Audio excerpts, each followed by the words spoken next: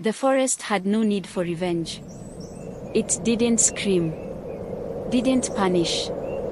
It simply waited and watched until they returned.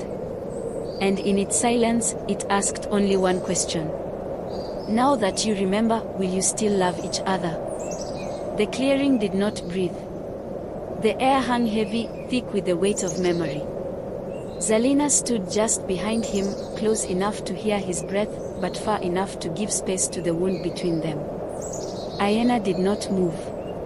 She stood at the edge of the tree line, small and still, her presence sharper than any blade Kayo had ever held. He didn't lower his weapon, not immediately. Because fear was not what gripped him. It was recognition. This was not a ghost. This was not some spirit conjured by guilt. This was Ayena. And she had waited. She stepped forward once. Then again. Her voice was quiet, too quiet for anger. You left me here. 4 words. That's all it took to break him open. The blade slipped from Kayo's hand as if it no longer belonged to him. He dropped to his knees, not out of apology, not even sorrow. But because he finally understood what he had done. Zalena remained still. Watching. Not interfering. Not rescuing.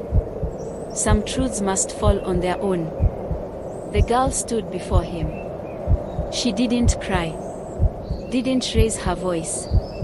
She simply placed her small hand over his. Her fingers, so small, so soft, wrapped around his scarred ones. She didn't flinch. He couldn't speak. There were no words left that wouldn't unravel. Zalena approached slowly and knelt beside them. She said nothing. But her presence was steady. Solid. A quiet kind of mercy. The forest moved then, not violently, but as if exhaling. A wind stirred through the clearing. Leaves lifted, coins rattled gently against the bark of the shrine tree. And for the first time since they arrived, it no longer felt like a place of mourning. That night, they lit a fire. Not for warmth, but to mark the moment. The 3 of them sat in its glow.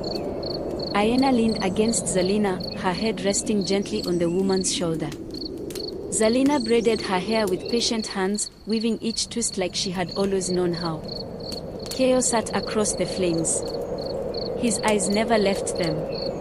He did not speak. But everything he wanted to say was there, in the way his shoulders eased, in the way he stopped reaching for his weapon. The silence between them had changed shape. Not absence. Not punishment. But the slow, painful beginning of something true. At dawn, Ayena walked to the shrine alone. She held a small coin in her hand. It had no mark. No name. But it was enough. She placed it gently beside the other 2. 3 offerings.